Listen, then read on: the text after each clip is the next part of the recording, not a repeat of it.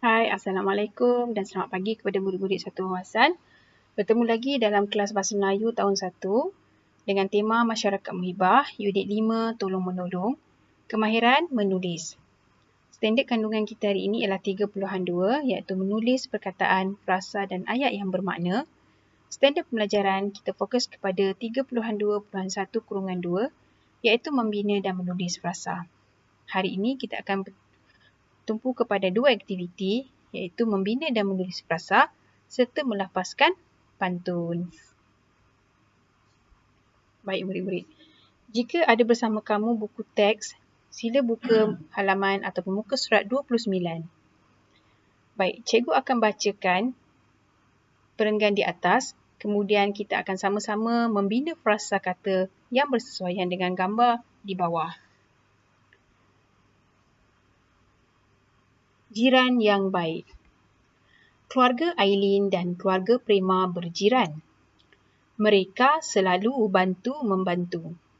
Sebelum pulang ke kampung, Ibu Aileen akan menyerahkan kunci rumah mereka kepada keluarga Prema. Keluarga Prema akan membantu mereka. Jadi apakah yang dilakukan oleh keluarga Prema? Kita lihat gambar di sini. Ada 5 gambar yang diberikan. Dan salah satu daripadanya telah pun diberikan frasa kata sebagai contoh. Contohnya kita lihat di sini frasa kata yang sesuai ialah serah kunci. Kita nampak dengan situ dengan jelas perbuatan Ibu Aileen menyerahkan kunci kepada Ibu Prema. Kita lihat pula gambar yang kedua. Apakah yang dilakukan oleh Prema? Frasa katanya ialah ambil surat khabar. Seterusnya kita beralih kepada gambar yang ketiga. Kita nampak di situ perbuatan Prema dan ibunya sedang mengangkat pakaian yang dijemur. Jadi, apakah frasa kata yang sesuai? Frasa kata yang sesuai ialah angkat jemuran. Baik, kita lihat apa seterusnya yang dilakukan oleh keluarga Prema untuk membantu keluarga Aileen. Kita nampak dengan situ Ibu Prema dan ibunya sedang menyiram pokok bunga. Jadi, frasa kata yang perlu ditulis berdasarkan gambar ialah siram pokok bunga. Dan akhir sekali ialah Ibu Prema sedang memetik Swiss. Jadi, apakah frasa kata yang sesuai berdasarkan gambar? Frasa kata yang sesuai ialah nyalakan lampu. Jadi, tujuannya adalah untuk mengelakkan daripada rumah Aileen dimasuki oleh pencuri. Jadi pada waktu malam lampu dinyalakan, jadi orang ingat ada orang di dalam rumah. Okey murid-murid, sekarang kita akan beralih kepada muka surat 30. Fokus di sini ialah membina dan melafazkan pantun. Pantun yang kita akan belajar hari ini ialah pantun 2 kerat. Jadi di sini cikgu ingin jelaskan kepada kamu apakah ciri-ciri pantun 2 kerat. Baik, ciri-ciri pantun 2 kerat, pertama, ianya terdiri daripada 2 baris. Kalau kamu dapat lihat di muka surat 30, ada 2 baris sahaja. Itulah maksudnya pantun 2 kerat. Baris yang pertama adalah pembayang, manakala baris yang kedua adalah maksud pantun. Ciri yang seterusnya, rima akhir pantun adalah sama, iaitu A. Baik, apakah maksudnya? Mari kita lihat contoh pantun 2 kerat di bawah. Di sini cikgu akan bacakan pantun 2 kerat dan juga menerangkan bagaimana rima akhir pantun 2 kerat. Yang pertama. Siakap senohong gelama ikan duri. Bercakap bohong, lama-lama mencuri. Jadi di sini awak dapat lihat baris yang pertama di hujungnya bunyi duri. Manakala baris yang kedua di hujungnya bunyi mencuri. Tapi rima akhirnya bunyinya sama. Kita lihat contoh yang kedua. Pecah kaca, pecah gelas. Sudah baca, harap balas. Gelas dan balas. Yang ketiga. Terima kasih daun keladi. kalau boleh, hendak lagi. Okey. Di dengan gi. Ya, bunyinya sama sebab berhujungnya huruf I. Okey. Baik, seterusnya kita lihat balik semula muka surat 30.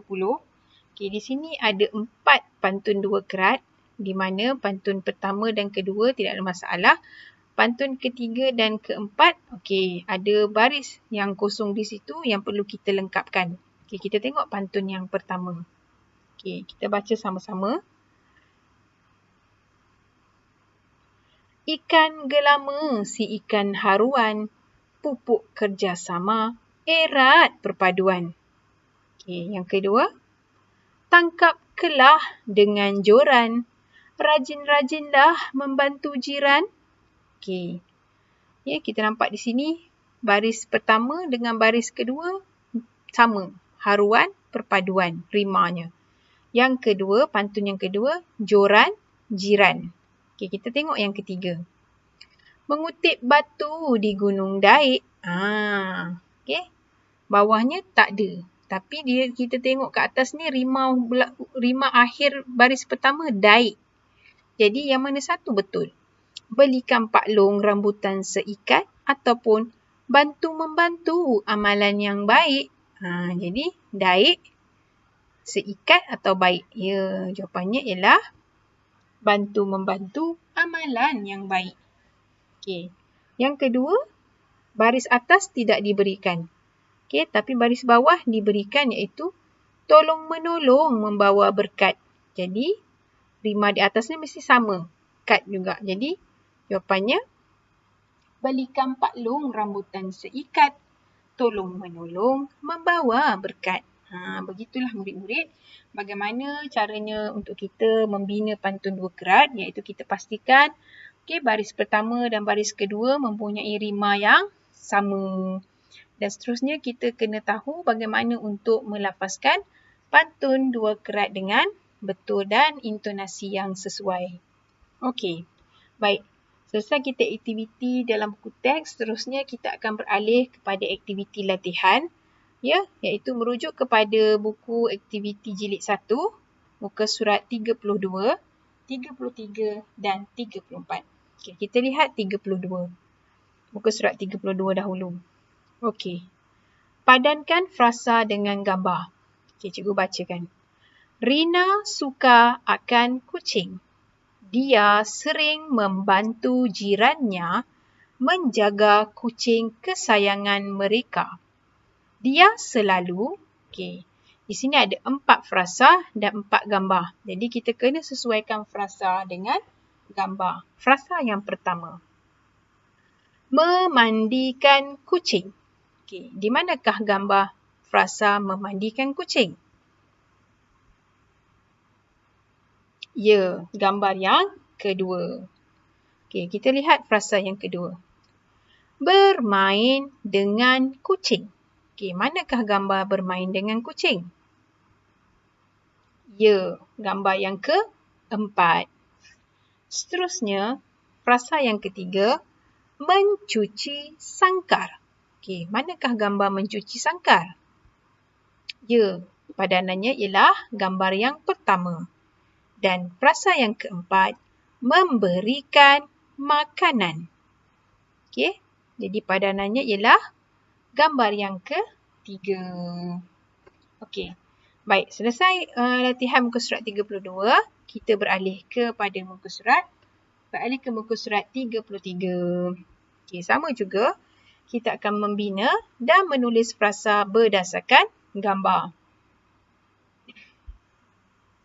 Sukan tahunan Sekolah Kebangsaan Taman Muhibah telah tamat. Guru-guru, ibu bapa dan murid-murid membersihkan padang sekolah. Okey, nampak di sini ya. Perbuatan yang dilakukan oleh guru-guru, ibu bapa dan murid-murid. Jadi, di sini kita kena lengkapkan frasa kata yang sesuai berdasarkan gambar. Jadi, sebelum tu disuruh kita suai padan perkataan untuk membentuk frasa kata. Sebagai contoh, satu contoh yang diberikan ialah angkat kerusi. Okey, kita lihat yang kedua. Lambai. Okey, kita tengoklah. Lambai tangan, lambai panjang, lambai sampah, lambai suara atau lambai rotan. Jadi padanan bagi lambai di sini ialah lambai tangan. Okey, padanan yang untuk pembesar. Pembesar panjang, pembesar sampah, pembesar suara atau pembesar rotan. Jawapannya ialah pembesar suara. Okey, seterusnya bangku. Bangku panjang, bangku sampah atau bangku rotan.